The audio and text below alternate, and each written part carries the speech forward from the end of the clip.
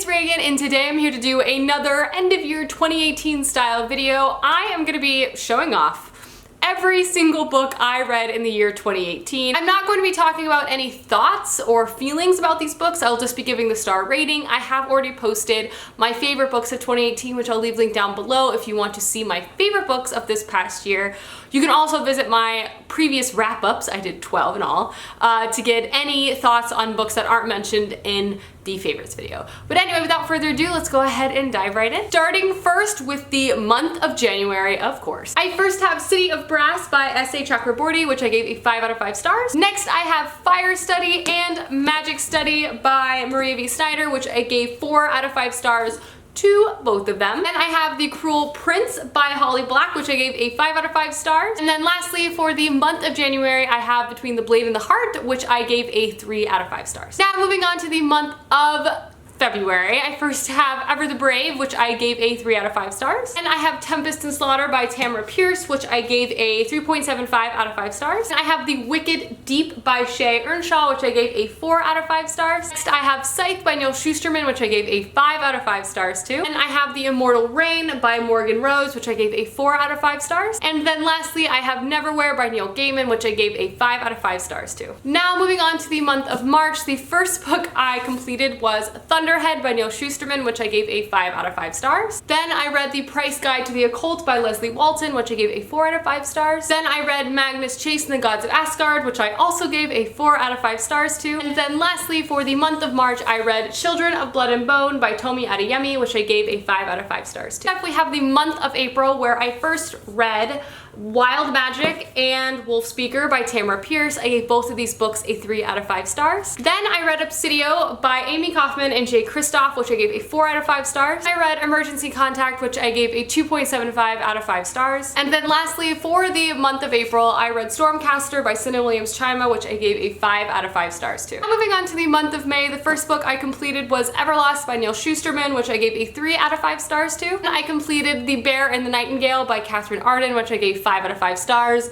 So good. Then I completed The Trials of Apollo by Rick Riordan, the third book, The Burning Maze, which I gave a 5 out of 5 stars or 4.5 out of 5 stars. And then lastly, for the month of May, I read both An Ember in the Ashes and A Torch Against the Night by Sabaa Tahir, which I gave both 5 out of 5 stars. Moving on to the month of June, the first novel I completed was The Tethered Mage, which I gave a 3 out of 5 stars. Then I completed Neverworld Wake by Marisha Pessl, which I gave a 4.5 or 5 out of 5 stars to. Next, I completed A Reaper at the Gates by Sabaa Tahir, which I gave a 5 out of 5 stars. Next up was My Plain Jane by Cynthia Hand, Brody Ashton, and Jody Meadows, which I gave a 5 out of 5 stars to. And then lastly, for the month of June, yes, June, I read Save the Date by Morgan Matson, which I gave a 4 out of 5 stars to. Moving on to the month of July, the first book I completed was The Way of Kings by Brandon Sanderson, which I of course gave 5 out of 5 stars. Next up, I read Spinning Silver by Naomi Novak, which of course I also gave 5 out of 5 stars. Then I read The Unexpected Everything by Morgan Matson, which I gave a 4 out of 5 stars to. Then I completed Sea Witch, which I gave a 3.75 out of 5 stars. And then lastly, for the month of July, I read Heart of Florence, which I gave a 3 out of 5 stars to. Moving on now to the month of August, the first book I completed was Serafina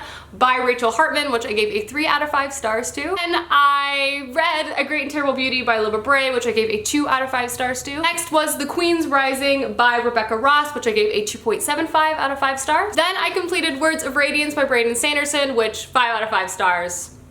Need I say more? I also completed Edge Dancer, which is a Brandon Sanderson novella to the Stormlight Archives, which I gave a 4.5 out of 5 stars, 5 out of 5 stars, 4.5, because some of the content was in the books already, even though I loved it. And then lastly, I read The Dreadful Tales of Prosper Redding by Alexandra Bragan, which I gave a 3 out of 5 stars. We're getting to the home stretch. We've officially reached fall, starting with September, where I read Oathbringer by Brandon Sanderson, which I gave a 5 out of 5 stars to. Sad because of the last Stormlight Archive novel that is currently out. And I read both The Queens of Fenburn and One Dark Throne by Kendar Blake, both of which I gave 5 out of 5 stars to. Then I read City of Ghosts by Victoria Schwab, which I gave a 2.75, 3 out of 5 stars. And Dance of Thieves by Mary E. Pearson, which I gave a 4 out of 5 stars. And then lastly, I read And the Ocean Was Our Sky by Patrick Ness, which I gave a 3.5 out of 5 stars. Alrighty, now moving on to the month of October. The first book I completed was The Devil's Thief, which I gave a 5 out of 5 stars to. Then I completed The Girl in the Tower by Catherine Arden, which I gave a 5 out of 5 stars to. I'm so sorry about this fluctuating light. It's back! Then I read Warbreaker by Brandon Sanderson, which I gave a 5 out of 5 stars to. And I completed Alloy of Law by Brandon Sanderson, which I gave a 4 out of 5 stars to. And then I read Truly Devious by Maureen Johnson, which I gave a 5 out of 5 stars. And then lastly, for the month of October, I reread Vicious by Victoria Schwab, which I gave a 5 out of 5 stars again. It was great. So moving on down to November, I read Wondersmith by Jessica Townsend, which I of course gave 5 out of 5 stars to. Next, I completed Kingdom of Ash by Sarah J Maas, which I gave a 3.85 out of 5 stars to. And I completed Thick as Thieves by Megan Wallen Turner, which I gave a 5 out of 5 stars. My heart. I completed Vengeful by B. Schwab, which 5 out of 5 stars to as well. It was great. Lastly, for the month of November, I completed Shadow of Self by Brandon Sanderson, which I gave a 4.5 out of 5 stars. And now finally, moving into the very last month of the year, the month of December. And then I've shown off all of the books I read and I have a clean slate. But the first book I'm going to talk about is A Winter's Promise by Christelle Dabos, which I gave a 4.5 out of 5 stars. Then I completed Bands of Mourning by Brandon Sanderson, which I gave a 5 out of 5 stars to. Next was Skyward by Brandon Sanderson, which also got a 5 out of 5 stars from me. And I of course completed Queen of Air and Darkness by Cassandra Clare, which I also gave a 5 out of 5 stars to. Then I completed Keepers of the Lost City by Shannon Messenger, which I gave a 3 out of 5 stars. And then the very last book I completed in the year 2018 was Foundry Side by Robert Jackson Bennett, which I gave a 5 out of 5 stars to. That, oh, a stack of them fell. That is all 65 books I read this year. I think I read a total of 31,000 pages in 2018, which I am pretty excited with. I definitely read a lot of long fantasy, which was definitely a goal of mine, so I'm pretty pumped that I stuck to that.